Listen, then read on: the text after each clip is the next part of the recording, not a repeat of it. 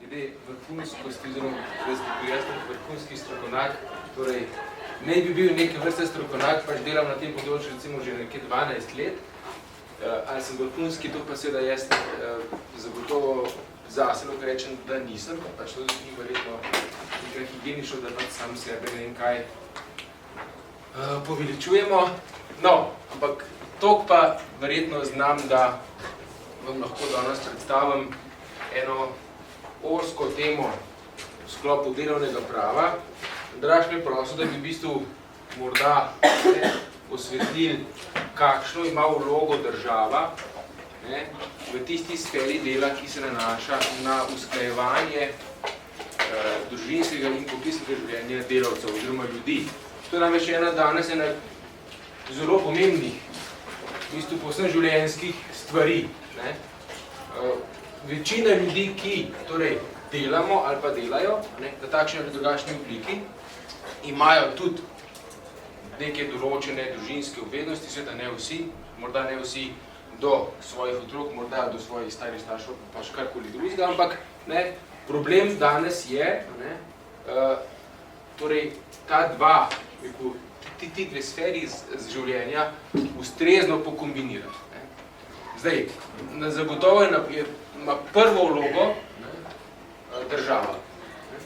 Država, torej se nekje ta vloga pokaže v tem, da postavi nek normativni okvir, da neke pravice, s katerimi želi posebej obravnavati ravno, jaz sem rečem, delavce z družinskimi obveznostmi. Potem seveda ima država poleg tega, da postavi neke normativne okvire na neki zakonski ravni, kjer, bomo videli potem na koncu, je relativno uspešna, torej ni to področje tisto jedro, osnovno jedro kritike države, ampak je v bistvu bolj večji problem države na izvedbeni ravni, oziroma na ravni nadzora. Ne vidimo tudi, zakaj tukaj država šepa, oziroma kje so tisti razlogi za to, da bi mogla biti vloga države v tej izvedbeni ravni izrazitejša, konkretnejša. Seveda je pa zelo pomemben segment usklajevanja družinskih in poklicnih obveznosti tudi v domeni delodajalca. Delodajalec seveda mora, naj bi spoštoval zakonodajo, ampak seveda lahko stori mnogo več. Običajno žal stori mnogo manj, ampak ne pa vsi. Imamo tudi delodajalci, ki se zelo dobro zavedajo pomena te tako imane HRM funkcije. In seveda ta podjetja so običajno mnogo bolj uspešni. Ljudje, ki so pač tam zaposleni, so mnogo bolj zadovoljni in seveda zato tudi mnogo bolj učinkoviti. Pa ne govorim samo zdaj o višini plače, v bistvu gre za celotno obravnavo, če rečemo temu tako, delavcev. Zdaj, jaz sem koncipiral zadevo tako, da bomo preleteli, skozi da nekaj slišali na predavanjih, tiste pravice, ki naj bi omogočale ljudem oziroma delavcem, da lažje usklajujejo ti dve sferi svojega življenja. Potem pa, tako da pač dobimo tak pregled, ker v bistvu zakon o delovnih razmerjih ima praktično po celem zakonu so nekako razvrščene določene pravice, ki želijo pač omogočati to lažje usklajevanje teh dveh sfer. Potem bomo v bistvu na koncu pa mogoče tudi malo še bolj nepravno lahko stvari pokomentirali oziroma lahko tudi, če rečem, pošimfali. Zdaj, lahko me tudi seveda že vmes ustavite, kaj vprašate, če pa ne, pa potem bolj proti koncu. Zdaj, tukaj so nanizane torej neki instituti delovnega prava, znotraj katerih je torej ZDR vsebuje neke določbe, ki so neposredno ali pa posredno namenjene usklajevanju družinskega in poklicnega življenja delavcev. In zdaj, če pogledamo na primer pri letnem dopustu, kaj bi bilo takega, kar je neposredno, pač, je namen, ne, da pač delavci lažje storijo. Prvič, ne, je že sam zakon daje dodaten dan letnega dopusta. Vsem, ki imajo pač otroke stare do 15 let. Ne sliši se veliko, ampak vendarle, torej gre za en dan, ki seveda podaljša neko odsotnost, ne, delavca, seveda gre za upravičeno odsotnost, ki seveda običajno porabi, če ima pač delo z družino, ne, za druženje z družino, običajno, ni pa nujno. No in pa še druga morda pomembnejša določba, ki pa prišla v zakon z novelo leta 2007, je pa, da ima vsak delavec, ki ima šolo obveznega otroka, pravico do izrabe enega tedna letnega dopusta v času šolskih počitnic. To je izjemno pomembna pravica. Ne? Kaj je v bistvu problem? Torej, starši se soočamo z kar hudimi, nam rekel zdaj stiskami, ki to je malo preveč, ampak mogoče nekimi zagatami, namreč otroci so praktično vsake 2 meseca en teden prosti. Ne? Ljudje imamo nekje od 20 do 30 dni v normalnih razmerah, ne zdravniki, ki imajo 60 dni, to je že ena moja tista rana, ki če date so gor, bo zelo bolel. Ampak, in seveda, 20 do 30 dni dopusta se porabi relativno hitro, to so 4-5 tednov. Ne? In otroci, seveda, imajo poletne počitnice, potem še ostale tedne in seveda je primerno, da ima delavec pravico, da en teden torej dopuste zaradi času teh počitnic, da seveda sistem morda olajša to kombiniranje varstva otrok. To recimo pri letnem dopustu bomo šli na hitro čez. No, potem pri delovnem času, verjetno so tudi to že omenili, veste, da pač vsak delodajalec mora v začetku poslovnega leta narediti nek letni razpored delovnega časa. To je v bistvu akt, ki ima naravo splošnega akta delodajalca, in s tem aktom v bistvu potem delodajalec delavce pravočasno obvesti, torej jih nekako seznani, kako bo tekom leta stvar potekala, in zakon zopet od novele naprej 2007 omogoča delavcu, da seveda nekako skomunicira z delodajalcem morda neko spremembo v razporeditvi, morda samo za njega, da seveda polažje usklajeval družinsko in poklicno življenje. Seveda zdaj delodajalec naj bi to upošteval, oziroma naj bi na nek korekten, primeren način povedal, kako ali, če je pač to možno, bo to upošteval ali. To je tipična določba, ki ima namen, da se seveda omogoči lažje usklajevanje, zdaj v praksi, zdaj vprašanje, kako se to delodajalci te stvari poslužujejo. No, zelo pomemben segment varstva pa torej daje zakon tudi določenim skupinam delavcev in pa delavk, seveda, relativno krajši čas, ne zdaj do 15 let in tako naprej, v kontekstu nočnega in pa nadurnega dela.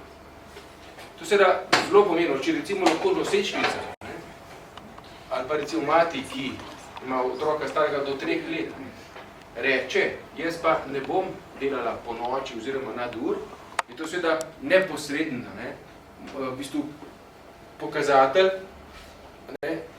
ki torej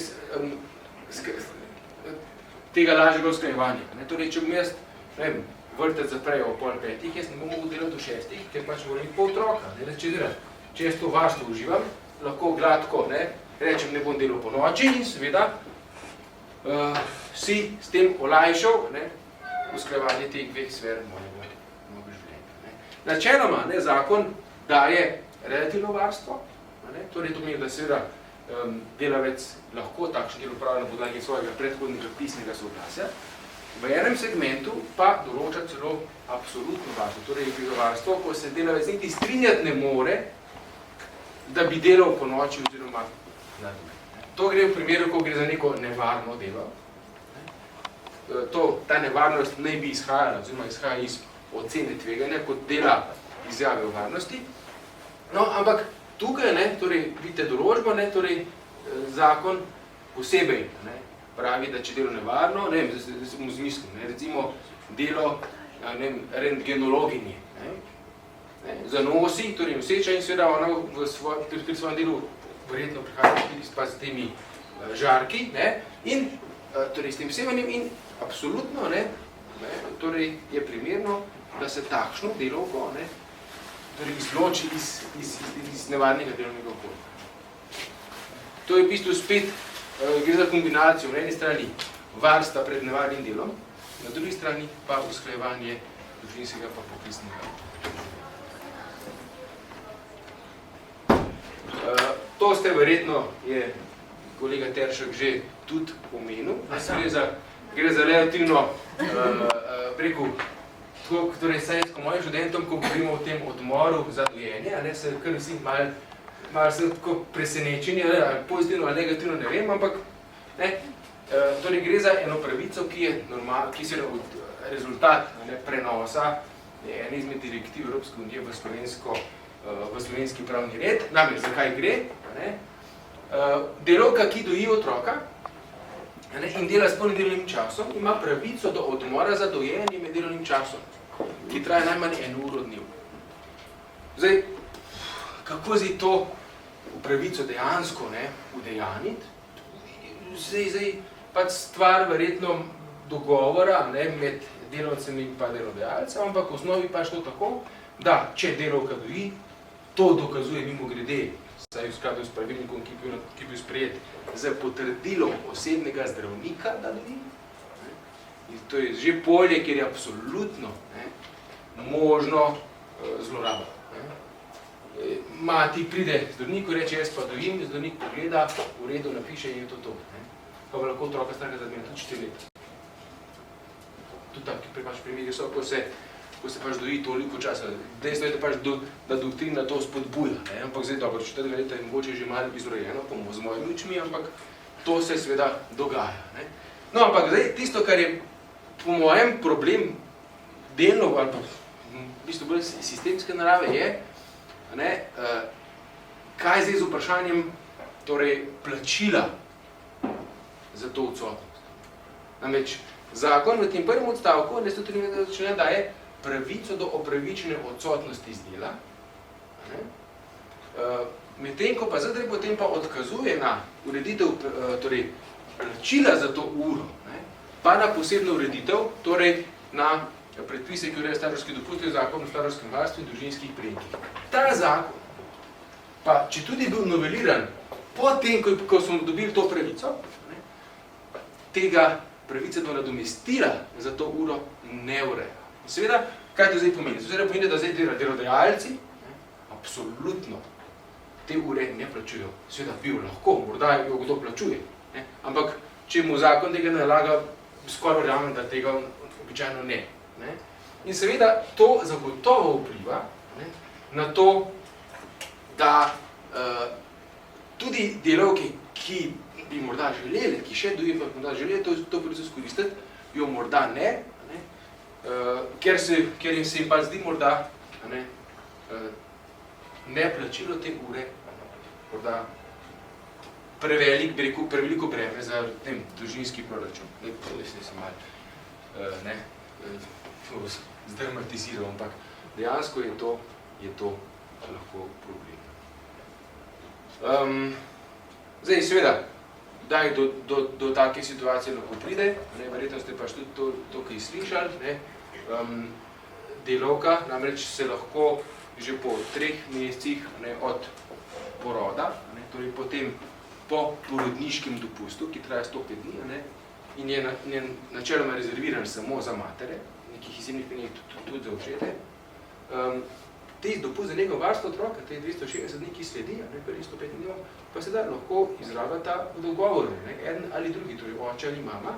In če se odločijo, torej za zakonca oziroma partnerja, da bo ta dopust, to obliko starševskega dopusta izrabil oče, je še nekje normalno, ne, da mati še po 3 mesecih še vedno doji. Ne. In seveda zato je tukaj ta pravica lahko zelo, ne, bi lahko imela precejšno vlogo. Ne. Pa tudi konec koncev, ne, po enem letu, ko se načeloma delavka vrne starševskega dopusta, ne, res verjetno še velik procent mater doji. Tukaj je ta pravica še vedno aktualna. No, bolj posredno, ne, torej, zagotovo pa lahko rečemo, da ta pravica torej odmora za dojenje, zagotovo je neposreden odraz, ne, torej lažjega usklajevanja poklicnega življenja, ne dvomno. Bolj posredno, ne, bi pa lahko v ta segment uvrstili posebno pravno varstvo pred odpovedi. Namreč v posebnem odseku ZDR-ja imate urejeno to varstvo in najizrazitejše varstvo pred odpovedjo imajo ravno starši. Seveda določeno, samo neko določeno omejeno obdobje, ampak vendarle. Načeloma recimo starejši delavci, o teh se danes veliko govori, ker jih pač ne moramo ali pa ne morajo upokojiti, oziroma se jih ne morajo nek način, ker to rečeno znebiti, so recimo varovani samo pred odpovedjo iz poslovnega razloga. Starši, v tem kontekstu, to pač pravi prvi odstavek, torej to so nosečnica, delavka ves čas, ko doji otroka, oziroma ves čas, ko izrablja starševski dopust. Torej se ji ne sme odpovedati pogodbe. Odpovedati, iz vseh razlogov. Izjema je samo, recimo, stečaj pa izredno odpoved. In pa še več, v drugem stavku zakon pravi, da je v tem, torej da v obdobju, ko je varovana, tudi ne more prenehati delovno razmerje. Torej, kajte, pač veste, da ena stvar je seveda odpoved pogodbe kot enostranska izjava volje in zlasti, kadar je za redno odpoved, odpoved začne učinkovati, ko torej preteče odpovedni rok in takrat delovno razmerje preneha. No in seveda, za same punce, jaz potem tak zelo praktičen v bistvu primer izpostavim, možen.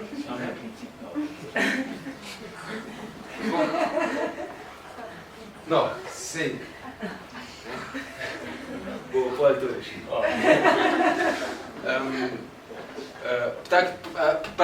Praktičen primer, do katerega verjetno lahko pride in ima lahko neverjetne posledice. Pomislite zdaj to. Recimo, neka delavka dobi v obdobju, ko ni varovana, odpoved iz poslovnega razloga. Torej vsi danes imamo, da je v bistvu poslovni razlog danes že v zraku. Vsak delodajalec, katerikoli želi, bo poslovni razlog dokazal odkoli. Oziroma se niti sodišče ne bo spuščalo, pa reče v presojo tega poslovnega razloga, ampak to je že druga stvar. No in pri poslovnem razlogu je običajno odpovedni rok najdaljši. Lahko tudi 2-3 mesece. In imamo lahko situacijo, ko delavka v trenutku odpovedi pogodbe ni varovana, je pa varovana v trenutku, ko bi moralo prenehati delovno razmerje. Torej, jaz potem se pohecam, torej, če so doma v teh 2-3 mesecih dovolj pridni in če recimo zanosi do iz tega odpovednega roka, delovno razmerje ne more prenehati. In to koliko časa še ne? Ves čas nosečnost. Ves čas, ko je, vse bo takrat izkoristila ona, celoletni starševski dopust. In še morda potegnila malo, leto, 2, z dojenjem. In torej, in ves ta čas ne bo moglo nastopati prenehanje delovnega razmerja. To je v bistvu verjetno preveč izrazito varstvo, ampak jaz kot delovno pravnik, čeprav seveda bo treba stvari nekoliko umiliti, ampak takšen redosled dogodkov, takšno varstvo to je omogočeno. Se pravi, bilo zlorabo ZDR-ja izboljšali nataliteto slovenskega? Morda, je to vendar obdobje, ko so pač družine malce bolj v stresu, ker so pač dobili službo, ampak morda ne pa vseeno lahko tudi kaj primiti. V glavnem, to je, ja, in zdaj, torej, če pač damo to določbo v kontekst tega lažnega usklajevanja, dejstvo je, da seveda je že da je to vedenje, da torej uživa, zlasti mama, dokaj izrazito varstvo, zagotovo ima nek vpliv tudi na to, da torej lažno usklajuje pač to, ti dve sferi svojega življenja. Namreč, veste, v praksi danes zelo pogosto, smo recimo stik s par kolegi, bivšimi študenti, ki delajo v odvetništvu, ker seveda ni odhoda domov ob 4 ali pa ob 5. In seveda, če ima nek delavec, ki ima otroke, seveda ne more biti tam vsaj do 7-8 zvečer in seveda ljudje ga po stran gledajo, če gre ob 6 domov, ali pa ob pol 5 morda. Zdaj seveda, in seveda, problem pa tem, ker imajo ljudje malo slabo vest. Jaz pa res pa ne bi še šel, ker če so vsi v službi, ampak morali, potem imaš malo te slabe vesti povsem neupravičeno. Ampak, in to vedenje, da vendarle ne more ti pa zdaj zaradi tega, ali pa v tem času, da nekaj odpovedi seveda lahko pozitivno vpliva na to dojemanje, na ta občutek. No, to so zdaj bila torej na kratko pravice, ki jih zakon daje delavcem. No, ampak zdaj, kakšne so pa naloge delodajalca? Zelo zanimivo določbo najdemo, zelo deklaratorno, v 187/3 ZDR, kjer pravi, delodajalec mora delavcem omogočiti lažje usklajevanje družinskih in poklicnih obveznosti. Torej, zakon nasplošno, torej zelo pavšalno, nalaga delodajalcu skrb. Torej, kaj to v bistvu pomeni? Naj bi pomenilo, da seveda delodajalec pri slehernem svojem ravnanju v sferi dela podjetju mora imeti v mislih tudi morda nekoliko specifičen položaj njegovih delavcev, ki imajo otroke, oziroma ki imajo družinske obveznosti. Seveda, te kršitve, te določbe ZDR ne sankcionirajo.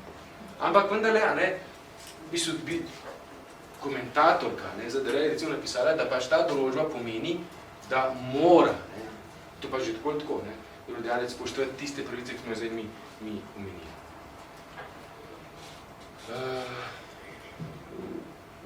Dobro, zdaj tukaj sem napisal dvojni pomen te določbe, seveda, ki ga ne moramo, ali pa ne smemo zdaj šteti preveč osko. Zdaj seveda mi v praksi pač tako, da delodajalci stežka delavcem nudijo tisto, kar mu morajo. Tukaj se v bistvu največ ti boji potekajo. Seveda, kot sem že v začetku rekel, imamo mi tudi podjetja, delodajalce, ki so pa malo nenavadni in torej nudijo nekaj več. In seveda bi lahko to določbo šteli tudi mnogo širše, kot je pa sklop teh pravic, ki so jih zdaj v ZDR-ju v bistvu na kratko nanizali. In to v bistvu je absolutno, pa pač ima nek smisel. No, imamo tudi še en zakon, seveda to zdaj ni vse, ampak sam da bomo verjetno to pravico poznate, ki je neposredno svet povezana zelo neposredno z tem lažjim usklajevanjem.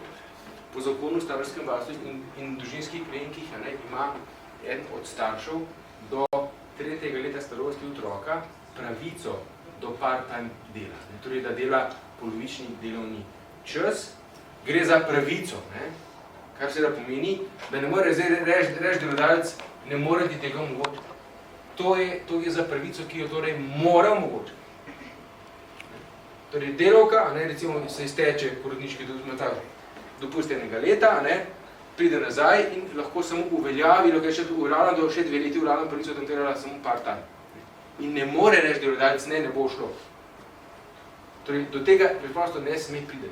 Verjetno prihaja, ampak to je potem problem. Ampak gre za pravico. Ne da bo zdaj rekel, ja, bomo pogledali, če to možno ni. Mora biti. To je v bistvu lahko, če hočete, istožljiva pravica. In seveda, kakšen je položaj v takšnem primeru? Normalno plača je seveda po dejanskem delu, ampak, ker gre za mimo gre, tukaj gre za part-time pogodbo po 66. členu ZDR-ja, da veliko se te pripravljali na izpit. Država od druge polovice plača prispevke, tako da se v bistvu šteje delavki, da torej, če bo recimo še 2 leti delala part-time, ne zgolj 1 leto v zavarovalno osnovo ali pa pokojninsko dobo, ampak 2, ker bo pač država plačala ta del prispevkov do polnega leta. No, to je to. Ja, zdaj pa seveda pridemo do nadzora. Zdaj je že vsa leta, to je zdaj že 9 let, kar velja ZDR, pa zdaj ne rečem, da je brezhiben zakon, daleč od tega. Se je pa tudi daleč od tega, da bi rekel, da je zakon zelo slab, ali pa da je izrazito pretok, oziroma da ne omogoča delodajalcem dovolj fleksibilnega obnašanja oziroma odziva na današnji čas. In zdaj, kaj je zdaj problem? Tukaj sem tukaj napisal, razmere delavci in delodajalci je po naravi konflikta. To je nekako rekel bistvo skoraj sploh pojava pa razvoja delovnega prava. Ker so se v bistvu ljudje, ki so pač delali po 16-18 ur na dan v kakšnih manufakturah, rekli, tole pa zdaj ne bo šlo, in so se potem pač povezvali v sindikate in tako dalje, so se potem se začel ta boj med gospodarstvom za boljši položaj. In zdaj, seveda, položaj se bistveno izboljšal, to lahko rečemo, ampak ta interesni konflikt je pa še vedno obstal. In delodajalci danes to je prav neverjetno, pa nočem biti več pesimističen, ampak po naravi stvari enostavno ne dajo tistega, kar želi. Torej, kar bi mogli delavcem ponuditi. Enostavno jim ne dajo, pa ne bom dal. Pa je lahko to banalno, so to potni stroški, ali je to, ne vem, dopust, 5 dni dopusta malo manj, karkoli, mu ne da stimulacije, kar tako in tako naprej. Torej, če rečemo po domači, kar neki. No in zato je tukaj to bolj izrazita nove države. Država mora zagotoviti mehanizem za sprejemanje spoštovanja zakonodaje. Ker v zavesti delodajalcev ni, da se zakonodaja spoštuje. Da delavcem omogočimo tistemu, kar mu moramo dati. Seveda, imate vi tudi rekel države ali pa kontinente, če hočete, kjer je zadeva povsem drugačna. Jaz sem pred časom slučajno slišal, zdaj, v tem času veliko ljudi, pa če reče, jaz sem upal nad Slovenijo, vse proda in grejo Damander, običajno v Avstralija, in tam začnejo znova iz nule. In je bil en prispevek z enim gospodom, ki je pač šel pred leti v Avstralijo, v tem družino, podjetja, karkoli, in ga je vprašala novinarka, a je tam so kaj, imajo delavci kaj težav za uveljavljanje, pač, ali zna kršitev pravic, je rekel, ne, tega tukaj ni. Se razred, ne bomo zdaj rekli, da to ne, da ni enega primera, ki bi, ampak govorimo na načelni ravni, da to je kultura, ali pa če se hočete poslovna kultura, da pač to so pravila igre in igramo po teh pravilih igre. Če si jih ne moramo spoštovati, izstopiš, moraš izstopiti. Torej, sistem je tak, da te izloči. Pa ne pa seveda, doskrat dobiš občutek, da te v bistvu privablja, kot pa da bi te podbuja, da pač tako ravnaš. Tako da, in zdaj spet smo pred državo. Država pa nima mehanizma. To ima, ampak je povsem brez zob. Zdaj, pa nisem hotel posebej omeniti, ampak čeprav ne poznam v detajle, ampak sem pa pač veliko slišal od ljudi, ki so uspeli priti noter, je tle Luka Koper. Pa je totalen Teksas, groza. Torej, kaj zdaj je problem? Pri inšpektorjih. Jaz sem namreč ta bivši glavni inšpektor, gospod Brezova, sedaj, ki slišali, ki je potem mogel nekako oditi, ker je malo preveč za denar svetoval podjetjem, ki jih je potem tudi nadziral. To je delal, mimo grede, 20 leta, sam zadnji 2 letniki mogoče po tem, ki je mogel iti. No, ampak osnovni problem, ki ga je on tudi vedno ponavljal, pa je to v bistvu narobe, je, da nismo pristojni.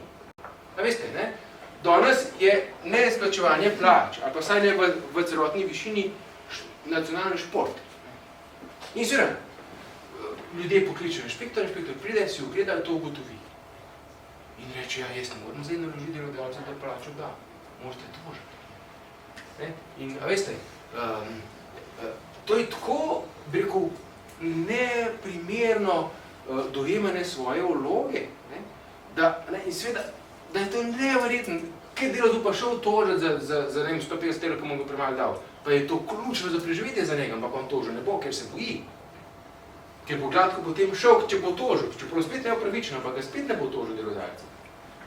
Čeprav je jasno, da bi uspel, ampak to je pač, ljudje se bojijo sodnije. Sodnija nima njih, kako bi rekel, vrhunskega ugleda v družbi. Delno upravičeno, delno pa tudi neupravičeno. Ampak ljudje se tega bojijo, pač normalno človek, torej niti sploh ne ve, kaj lahko vlada, pa sploh, torej ne želi se ukvarjati zdaj z sodnijo pa sodniki. In tu smo bolj zahtevo izredno odpoved pogodbe, ker hoče delo, ker ne bo dobil. In to je prvič problem, je torej jasnosti, pristojnosti inšpektora. Imamo zakon o inšpekciji dela, imamo tudi v ZDR-ju segment, ki pač to zaokružuje določenim pristojnosti, da oni to tako berejo. In še mimo grede, torej zelo taka bolj insiderska informacija, da gospod Brezvar je pri nas magistriral na temo razvoj inšpekcije dela na Slovenskem. In je seveda za potrebe, torej, da je on uspešno magistriral, je zavzel tezo v svoji nalogi, torej potem širši pristojnosti inšpekcije. Ko je pa on potem zagovarjal, prišel v službo, pa spet postavil. Torej, ja, nismo pristojni. Drugo, spet, tukaj se je jasno, bi mogla država, če torej zazna, bi mogla pa jasno reči, tak, to so pristojnosti in tako, da ne bi mogli podvomiti, ali je pristojno, čeprav mi vemo, da je, ampak oni mislijo, da niso. To je problem. Potem kadrovska podhranjenost. Poglejte, jaz sem bil pred 12 leti, ko sem pripravnik na Ministrstvu za delo. Sem bil dva tedna v kroženju kot pripravnik na inšpekciji za delo v Ljubljani. In sem šel, 2 dni sem bil na območju noti Ljubljana center in smo naredili par ogledov in sem tako zvedel. V tistem času, zdaj ne vem, kakšna situacija danes, je bilo v Ljubljani 15 000 delodajalcev, torej subjektov, ki so zaposlovali. Lahko imate, ne vem, od Leka, ki ima pač svoj brat, do nekega SP-ja, ki ima 2 zaposlena. Ni važno, torej 15 000 delodajalcev. 4 inšpektorji za delo. Torej, nemogoče doseči en primeren nivo nadzora nad spoštovanjem sicer relativno dobre zakonodaje. Seveda, delodajalci so tukaj preračunljivi. Jaz bom tu pač po svoje, po običajnem pravu, lahko rečemo, torej, preko furov, ko bom prišel na vrsto, bom plačal 1000 evrov kazni, potem bom spet 5 let me umiril. To je računica, ki se jim izide, ampak to je katastrofa. Seveda, v celi državi, mislim, da je inšpektorov, mislim, da je okoli 85. V celi državi. To je nemogoče. Tukaj seveda, treba, da inšpektor delo ne nadzira zgolj delovne razmerja, ampak tudi in pa pretežno varnost in zdravje pri delu. Kar je seveda tudi zelo pomembno, da nekje ne ravna preventivno, da ne bi prihajali do kakšnih hudih nesreč, pa seveda tudi do tega prihajalo niti ne tako zelo pogosto. Kadrovska torej podhranjenost. Ljudi je premalo. Torej nekje jih je preveč, nekje jih je pa premalo. Strokovna nedoraslost. Veste, problem je, kako so lahko sodniki na prvi stopnji, nekateri vrhunski, nekateri pa katastrofalni, nažalost.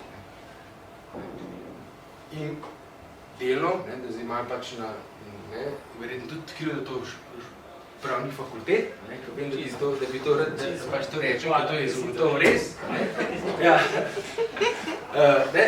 Delo je pa tudi pač,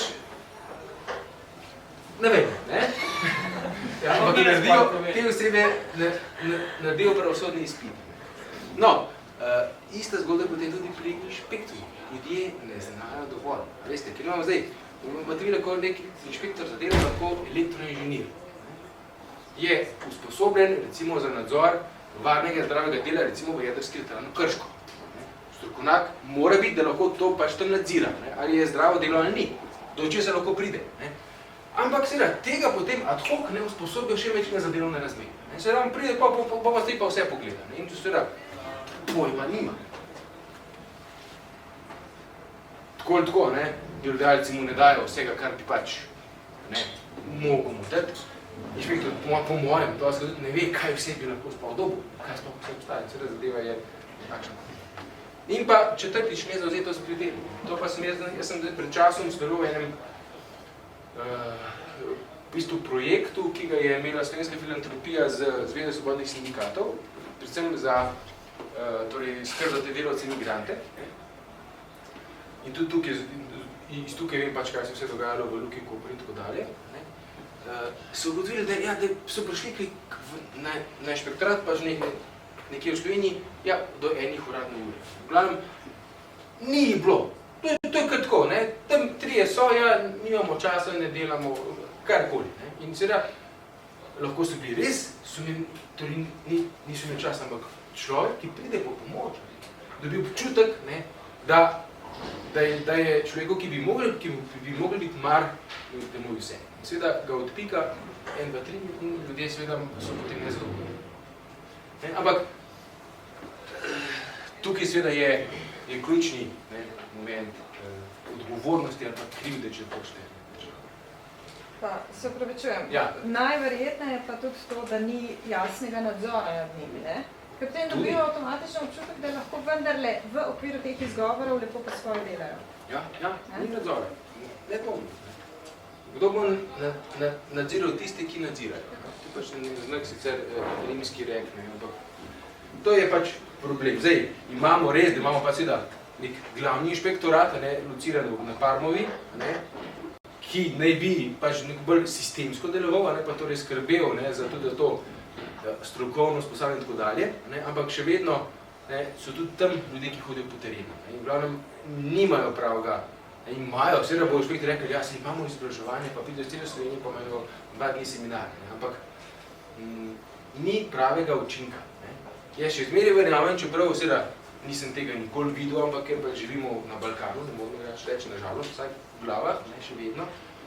Jaz mislim, da mnogokrat, če inšpektor ne pride dlje kot kao pisarne nekega, da rečem direktora vodje. Ali pa se mu naprej še morda najavi, pridem jutro ob 8, priprav dokumentacijo. Ja, halo. Kaj bomo pripravil? Tisto, kar pač delodajalec želi, da on vidi. Bistvo teh pregledov je, da tudi vidiš napovedan. Da šokiraš, potem zapravdaj tisto dvojno evidenco delovnega časa, če jo res ima. Dobro, zdaj pa še onkraj domene par stavkov. Verjetno ste vsi že slišali za ta, ker delavcu nič ne pomaga, če imaš ti v zakonu pravico do dejanja, ki je neuresničljiva. To je problem. To je stvar objektivne odgovornosti države. Ta doktrina, lahko reče država, sicer je to spet malo hinavsko, pravico imate, zdaj pa na delodajalcu, da glede na specifike konkretnega sistema poslovnega, to pravico zagotovi. Ampak, ker zdaj problem je, ni problem, bi rekel, neko pravico zakonsko podrobne urediti. Tudi, recimo, kar se tiče same uresničitve. Ampak je to v bistvu slab, če potem država tega nadzirati ne more, ker delodajalec tega ne bo omogočil. Delodajalce te stvari ne ganejo. Enostavno jih ne ganejo. In če ti država ne more zagotoviti, da se bo nekaj spoštovalo, je potem spet brezvezno. Je pa bilo smiselno, da bi si država vendar potrudila, da bi določene stvari, kjer vrže eno kost, do konca dorekla. S tem, da to nikakor ni izjema pri delovnem pravu, ampak povsod. Ampak jaz to imenujem pravno odgovornost, da bi to mogla narediti. Je pravno odgovornost, seveda, predvsem pa škodninsko odgovornost teh zakonodajalcev, ki so to skupaj sestavljeni. Tako je. In tega se ne zavedamo, da je to možno. Tako je, to je to. Ker dejansko nekaj da, potem pa naj čakamo na sodno prakso, ki jo na svoje stroške oblikujemo. To je nemogoče. Ali pa čakaš, da se bo, ZDR sicer ne, ampak drugi zakoni, da se bodo na 2 meseca spreminjali. komu se zdelo, da je kaj narobe, ne? Ker zdaj, recimo, ne, A pa tisto, ki si rekel, ni sankcij, ne? To ne more obstajati. ne, torej ni... Zato sem šel gor, ker tle piše, da povezujem, razpravo bo povezoval, zato sem šel gor. Ne, zdaj, recimo, lahko je problem, ne? Kaj, če delavka, ne, ki ne more udejaniti pravice za dojenje, trpi neke hude duševne bolečine. Pride do neke pravno priznane nematerialne škode in zdaj, kdo bo zdaj odgovoren? Odgovoren delodajalec ali odgovorna država, ker ni vzpostavila mehanizmov, da bi pa se ta pravica lahko dejala? Država v takem primeru bi mogla biti objektivno odgovorna. Odškodninsko in sodniki bi se mogli to zavedati. Ja, zdaj, V Skandinaviji, v Ameriki se, pri nas, ki so formalisti, pa ne. Skoliko pri sankcijah, prej si rekel, ne? To mi je všeč, da si to poudaril. Mi smo se o tem, smo se pogovarjali o teh neumnostih, ne? Kako smo lepo uredili neko vprašanje, joj, ni sankcij. In smo govorili o mobingu, ne? Super zakon, zdaj določil trpinčenje na delovnem mestu, je prepovedano, ne? Ampak ni sankcije, ne? Sankcija je samo za spolno nadlegovanje. In če te trpinčijo na delovnem mestu in kličeš inšpektorja, inšpektor reče, ma bi prišel, ma nimam kaj narediti, dejte počakati, če vas bojo še spolno nadlegovali. Ker če vas bojo spolno nadlegovali, zakon izrecno določa sankcijo. Pri mobingu ne, zame je to kretenizem. Uporabiš tudi drugo zakonodajo, na koncu uporabiš kazensko, ne, grdo ravnanje in na koncu obligacijsko odškodninsko. Ne moreš reči, da ker ZDR izrecno ne določa sankcije za trpinčenje, da ne moreš nič narediti, čeprav delodajalec ne sme trpinčiti. Podobno, tako kot tle, ki si rekel, ne? Jaz sem rekel, da ima delavski trpinčen, ne? Pravno podlago tudi v ZDR-ju, da vlada odškodninsko odgovornost. Na spletni strani Ministrstva za delo piše, super imamo zakon, zakon ima novo določbo, prepoveduje trpinčenje razlagamo kot mobbing, samo imamo problem. Zakon ni predvidel sankcije, tako da če boste klicali inšpektorja, vam bo rekel, da nima kaj narediti. To piše na uradni spletni strani Ministrstva za pravosodje. To v bistvu napačno, moje tolmačenje. Brez skrbi. Zato, ker ima... Popolnoma brez pristojnosti ni, ne? Ne samo, da je... Zdaj, pred ZDR-jem so vse te stvari dogajale na posplošnem bili civilnega prava. Neko protipravno ravnanje, škoda nastala in to je to. Zdaj malo lajšno, ker imaš te pojme definirane. Ampak odgovornost delodajalca tukaj se išče tudi v tiste obveznosti v 45. členu, ki daje obveznost, da ustvari delovno okolje, kjer do tega ne prihaja. In če delodajalec tega ne stori ali pa ne stori dovolj, je tukaj pravni temelj za odškodninsko odgovornost. In potem pravnik z ministrstva, da jim rečem, ampak zakon pa izrecno ne določa, da v tem primeru pa odgovarja od 500 evrov do 4000. To je pa pravna fakulteta. Ja, to je pa pravna fakulteta, ja. In jaz temu rečem kretenizem. Isto kot tole, ki si rekel, ki si vrhunsko omenil, pavšalna obveznost omogočiti lažje usklajevanje tega življenja, ampak spet, ni sankcije. To je samo globa, ki se lahko izreče ali mandatno, ali pa v nekem prekrškovnem postopku. Še zmeri imaš pa ti, sploh pa 6. člen, torej če gre za neko diskriminacijo, zakon zagotavlja, ureja ali pa predvideva odškodninsko odgovornost delodajalca. In zdaj, tukaj velja še celo prvo dokazno breme, da mora delodajalec dokazati, da ni tako ravnal in sve to lahko iztožiš neko odškodninsko. To ne sme biti odvisno od izrecnega zapisa takih določb, ki sankcionirajo v ZDR, ki imamo pravni red, na koncu imamo kazensko, ne nazadnje, imaš pa sodnika, ki si enostavno, glede na naravo zadeve in pravni red kot v celoti, ne izmisli arbitrarno, kot bi rekel, ki še najbivši profesor, ki misli, da vse, kar sodnik sam pogrunta, pomeni, da je že arbitraren, če to v zakonu izrecno ne piše. Določijo vrednoti, kakšna se njemu zdi škoda. In tako jaz razumem objektivno odgovornost države. Lej, jaz to tako razlagam. Se pravi, na eni strani imaš, tako kot si rekel, zakonodaja, pa praksa. In pri zakonodaji je pravna dolžnost, da sprejme zakon. Zakon mora imeti zvezdico, neko kvaliteto. Pol včasih zakon nalaga, da se sprejemajo še kakšne uredbe, pa pravilniki in tako naprej. In ta del sistema, to vejo, je zakonodajalec obkluku in je vse sprejel. Zdaj pa pridemo v praksi. Zdaj imamo pa v praksi najprej državo kot nadzornika, potem imamo recimo neko inšpekcijo, ne? In na koncu imamo sodstvo. In kaj zdaj nam rečejo? Zdaj nam rečejo, tako kot si ti rekel, imamo inšpekcijo, da nadzira, če se spoštuje vse to, vendar je neučinkovita, premalo je, nima izrecne podlage v zakonu, kaj točno sme v nekem primeru narediti.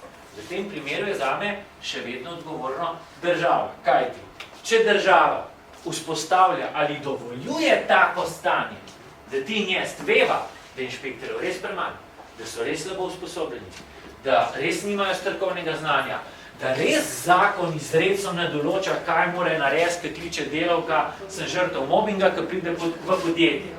V tem primeru pomeni to, kar ste rekli vi, da država, ko je to vejo postavlja, ni šla razumno in nujno naprej.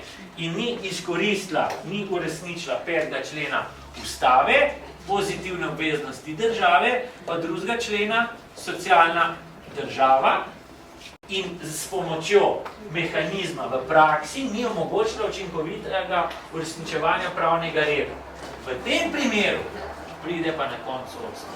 In ko bi prišel na sodstvo in bi povedal, zakon je fajn, nič ne moramo, ker inšpektorjev je premalo, pride, ne zna, prav, da zakone določbe o sankcijah ne vsebuje, moja pravica je mrtva črka na papirju, kot pravi dr. Luka Tičar. V tem primeru sodnik naredi dvoje. Prvič, mora rešiti spor in si glede na celoten ustavni red, ustvarjalno pravni red izmisli pravni epilog te zgodbe. Reče, tok pa tok ste dolžni. Drugič, reče, država od tega koraka nisi šla naprej, sistem ne funkcionira, kot pa pri sodnih zaostankih, tam so predolg čakaš na sodbo, tle pa pravic sploh ne moš uveljavljati. Dokler sistem ne bo funkcioniral, zaradi tega stanja bo vsak delavec, ki bo imel ta problem, upravičen, podobno kot v Štrasburu, ne vem, do pavšalne odškodnine, pavšalnega zadoščenja, ne odškodnine, v višini 4000 evrov. In zdaj država bo tolčena po žepu, vsakič, ko bo en delavec s takim problemom, ki si ti nanizal, prišel pred sodišče in se bo ugotovil, da je v praksi njegova pravica mrtva črka na papirju, kjer sistem dokazano ne deluje. In bomo videli, da se bo država naveličala. Pri sodnih zaostankih se je naveličala po 20 letih. In smo šli v Štrasburg. Problem pri socialnih pravicah pa je, kot mi dva veva, one pa ne vejo, da ko prideš ti v Štrasburg z pravico, ki je socialne narave, Evropsko sodišče za človekove pravice reče, da tem ni pristojno odloča, da je to stvar Evropske socialne listine, ki jo ono, to sodišče neposredno ne uporablja pri svoje. In že Evropska socialna listina, ki vključuje socialne pravice, je, kot veva, pravni dokument, ki nima moči v praksi. In tako jaz vidim ta sistem. In če bi bil jaz sodnik, ko mi pride s tako zgodbo, rekel bi en problem. Ne rabimo nobenih izrecnih določb v zakonu, ne rabimo nobenih določb v sankcijah. Če jih nimamo, je država že za J pri izpolnjevanju pozitivnih obveznosti. Zato je objektivno odgovorna. Koliko? Ajde, namo pretiravati, ne? Koliko je to drugje v drugih državah? Ajde, recimo 4000 evrov. To, da se pozna, pa da delavc nekaj ima. V sporu bo pa tudi rešil sodnik, pa bo rekel, dokler država tega ne bo uredila, da bo točno vedel naprej, kako pa. Kaj? Bom pa jaz v tem sporu rekel, ti delodajalec, ki si nisi omogočil ženski, da ne bila žrtev mobinga, ali pa, da bi dejansko uresničila pravico do dojenja, vemo pa, da ti mnogi to in to zlorabljajo, pa nimaš učinkovitega nadzora, da bom dal po žepu 3000 evrov. pritož se. In se bo pritožil na višje sodišče. In višje sodišče, ki so sodniki na neki drugi pravni fakulteti, se učil, bo reklo, super, argumenti stojijo, pravna logika čudovita, v skladu z pravnim redom kot celoto. In bo on iskal neka izredna pravna sredstva, bo šel na vrhovno sodišče. In tam slučajno ne bo Polič, ampak bo kakšen drug sodnik in bo vrhovno sodišče reklo, nič, nobenega problema. In bo šel ta na ustavno sodišče in bo rekel, grobo so mi kršili človekove pravice. Zakon nič izredno ne določa, sodnik mi je pa kar rekel, da sem dolžen 4000 evrov. In ustavno sodišče bo reklo, mi v tem ne vidimo nobene kršitve ustavne pravice. In imamo precedens v 2 letih rešen, ki začrta povsem novo pot pravne in socialne države. Ampak mi še kar iščemo tega enega sodnika. Mi ga še nismo našli. Tako jaz razmišljam, se upravičujem, ker sem povezoval. Ampak tako jaz razmišljam. No? Tako bi jaz naredil, če bi bil v sodstvu.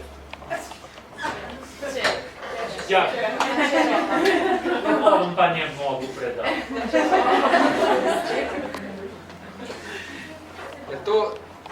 Kaj misliš? To je, čeprav... Si kar povej, kaj misliš? Tam vse treba nakosil, mislim, ni pa nekaj. Zdaj, v bistvu si ti govoril neke vrste odškodninske odgovornosti države. Ja. Zato, ker pač ni zagotovila z vzvodi, ki jih ima, da bi se neka pravica, ki je jasno sicer ločena, da bi jo nekdo udejanil. Ja. Zdaj, to je po mojem možno, ampak je pa to po mojem precej pot, ki je še precej dolga. Da bi ti nekako spostavil institut odškodninske odgovornosti države za konkretnega, za recimo kršitev neke pravice iz delovnega razmerja. Mislim, da je zakon, kako zdaj že obstaja za odškodninsko odgovornost države, v primer neki obvezno cepljenje neki. Mislim, da je neki, ampak da bi zdaj, tudi moj kar dolga pot. Se take stvari ne rabimo izrecno zakonov, to bi mogli biti del, kot si rekel, pravne kulture, načina pravnega mišljenja. In ti boš, da tam pa malo zele v hrbet, ti boš profesor na pravni fakulteti, tam, kjer jaz ne bom, in boš imel možnost v to smer, v ta način razmišljanja, polk je te treba biti več strah, ker noč bo kakšnega šefa nad glavo, lahko učil bodoče sodnike in pravnike k temu načinu razmišljanja. In bo počas to, kar učijo ti in oni, postalo šara za odvršč na smetišče.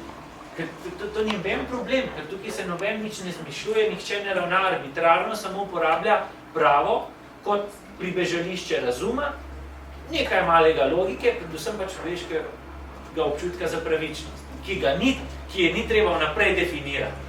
Človek mora biti, predvsem pravnik, samo toliko odgovoren in inteligenten, da prepozna očitno krivičnost. Takrat pa mora reagirati. To pa ni samo moralna zaveza po Kantu, ampak tudi pravna dolžnost.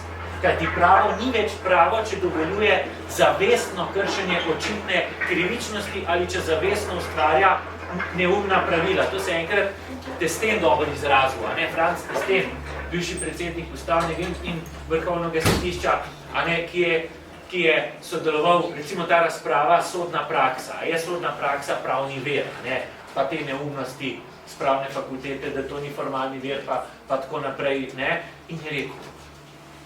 Ampak ko je rekel, on so ga slišali, ker smo to govorili mi, ker smo bili mladi, nas niso slišali, je rekel, to, da sodnik ni vezan na sodbo svojega kolega kot zavezujočo, samo pomeni to, da če je njegov kolega sprejel sodbo, ki je po njegovem mnenju butasta, on lahko sprejme pametnejšo sodbo.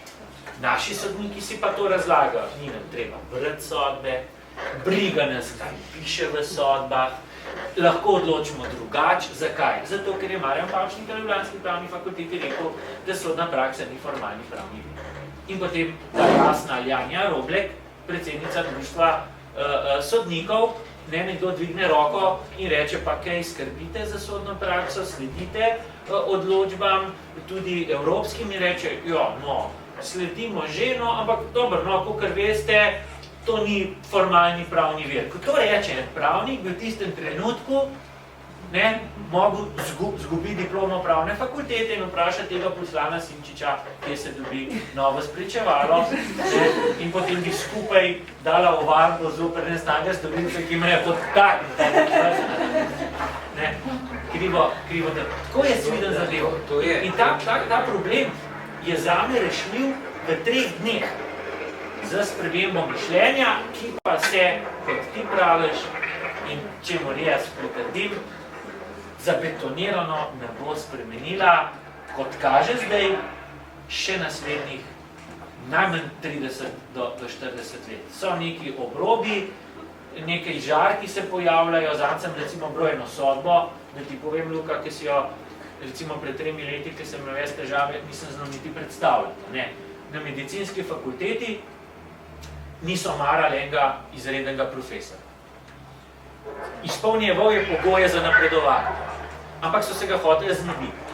In so razpis dali ven tako, da so pogoje, ki jih je treba izpolnjevati, določili točno tako, da je tem pogojem ustrezala samo ena kandidatka, s katero so se že naprej zmenili, da bo zbran. Njemu pa tudi niso odgovarjali na maile, niso se hoteli z njim sestankovati in tako naprej. In je šel tožen. Prvostopenjsko sodišče je reklo, to, kar smo pričakovali, to je avtonomija univerze, mi se to ne moramo strinjati, razpisni pogoji so, univerza, da fakulteta kakršnekoli želi, uno so izbrali, to je svoboda univerzitetna, pa je šlo pa, hvala Bogu, na više delovno sodišče. In je više delovno sodišče reklo, iz podatkov, je očitno, da so ga diskriminirali, je očitno, da so ga šikanirali. Vse so naredili, da bi se ga znebili. Sodba, 10.000 evrov odškodnine. Ampak nažalost je tukaj možno samo odškodnine. Ni mogel pa doseči, da bi, ker to ni po zakonu javne služnice. Ampak vsaj neki, 5 let nazaj se smejali. 5 let nazaj, ko si šel na sodišče, na delovno ali pa v upravni spori, so ti rekel, pa ni s tem. To je stvar univerze, fakultet, so avtonomne. Univerza je pa rekla, nimamo pritožbenih postopkov. Ker je bila Kocijančičeva rektorca, si dobil iz univerze, če se spretožil zaradi recimo mobbinga, odgovor, univerza v statutu nima predvidenega pritožbenega postopka. Si šel na upravno sodišče, tale vrhunski kazenski pravnik, kaj je Zarevo spisal, Anžer Bežnik, je šel na upravno sodišče, je dobil sodbo z upravnega sodišča, sodišče ni pristojno za vprašanje univerze. Kdo pa je? Dedek Mraz? Mislim. Dajte še vprašanja, drugače jaz začnem govoriti. Pa not pade posel pa tam. Ne, ampak je res to, jaz mislim, da se bi dali lepo argumentirati odgovornost države, iz dolžnostnega ravnanja, saj iz načela socialne države. Tako, točno to. To v bistvu je, to je načelo, in načelo je, se ga v bistvu prazno, dokler ga ti vsebinsko ne napolniš. Kdo ga polniš? To ni ga načeloma ustavno sodna praksa.